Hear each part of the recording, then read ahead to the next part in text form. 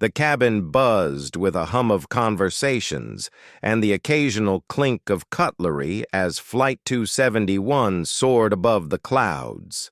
Families settled in, business travelers opened their laptops, and the flight attendants gracefully maneuvered through the aisles.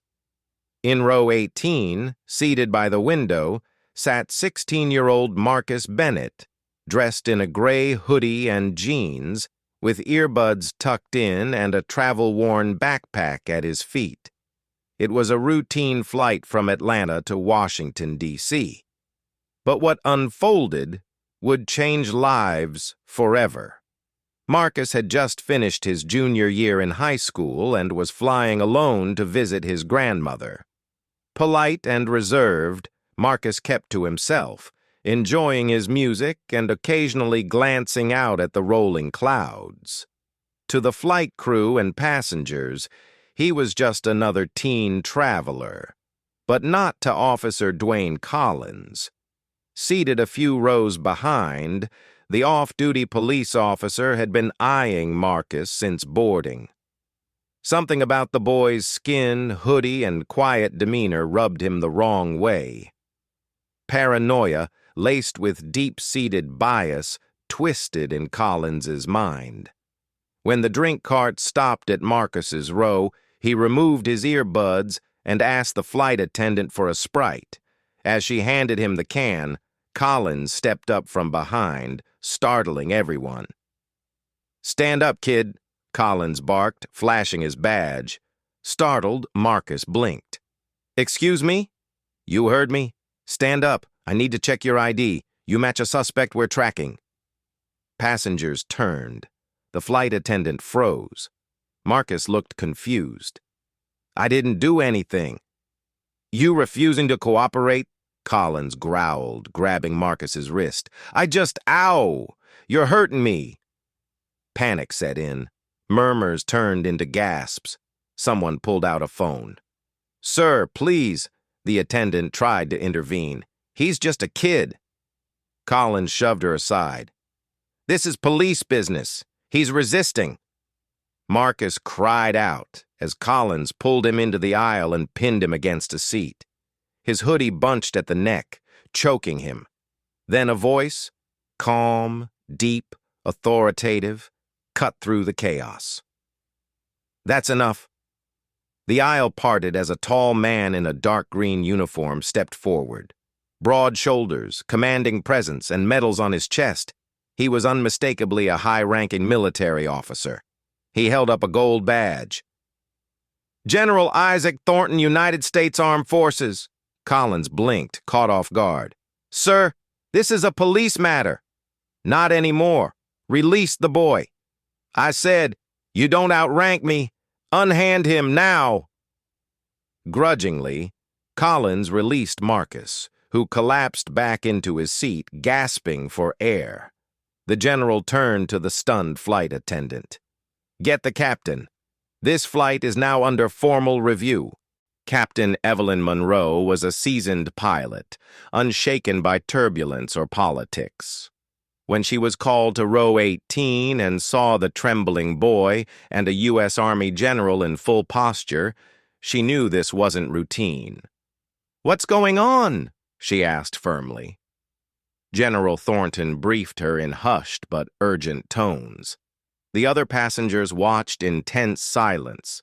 Collins stood with crossed arms, defiant, but the weight of Thornton's rank was clear. Captain Monroe nodded. "He stays in his seat for the rest of the flight. You, Officer Collins, will sit up front. General, I trust you'll keep things calm?" Thornton nodded once. As Collins was ushered forward, a round of hushed applause broke out. Marcus slouched in his seat, rubbing his wrist. The general knelt beside him. "You okay, son?" Marcus nodded faintly. "Thank you, sir." Thornton looked him over. "That man's behavior was inexcusable. I saw the whole thing." "Why did you help me?" "Because injustice is everyone's business." Thornton stayed nearby for the remainder of the flight. As they landed at Dulles International, airport security was waiting.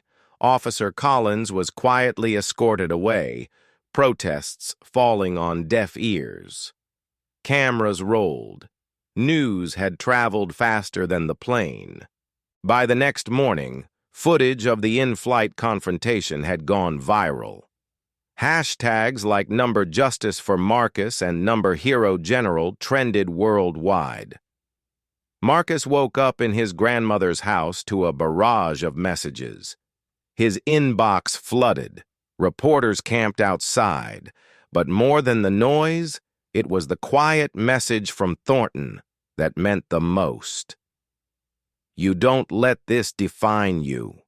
You define it. General Thornton had already begun pressing charges against Collins through military and civil channels. He released a statement. No young person should be harassed or harmed for the color of their skin. I stand with Marcus, always. Soon, civil rights groups offered to represent Marcus. A full investigation was launched. Collins was suspended. Public opinion was not in his favor. Meanwhile, Marcus was invited to speak at youth panels, schools, and even a national summit on racial profiling and youth justice. His voice, once trembling, grew strong. Months later, Marcus walked into the U.S. Capitol with General Thornton at his side. He was set to testify before a congressional committee investigating police behavior on public transportation. He spoke clearly, confidently. I was scared. Not because I did anything wrong, but because someone in power decided I looked wrong. If not for General Thornton, I might not be standing here today. The room was silent. Thornton took the podium after him. Power isn't about force. It's about responsibility. That boy was innocent. The officer was not. We must do better. The testimony led to sweeping new protocols on officer conduct in non-jurisdictional zones like planes.